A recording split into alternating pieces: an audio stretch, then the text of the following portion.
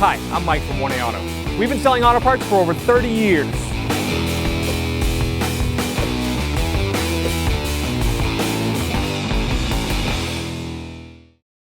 Hi everyone, Sue here from 1A Auto, and today we're working on our 03 Volvo V70, and I'm going to show you how to remove the rear cargo dome light and replace the bulb. If you need any parts for your car, click on the link below and head on over to 1aauto.com.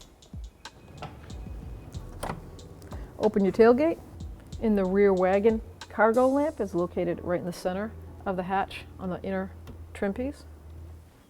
I like to take a small screwdriver, and I'm going to use a couple of tools here. I'm going to pry it with that, but then I take my body trim piece and I can wedge that right up in there, and then I can kindly pull it down.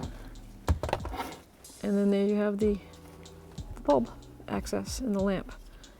To discard it, just push down on that green tab on the connector, and then we have the lamp assembly. So you have this tab out here that you can pull out on, and then I like to use a plastic tool, not my hands, in case the glass breaks.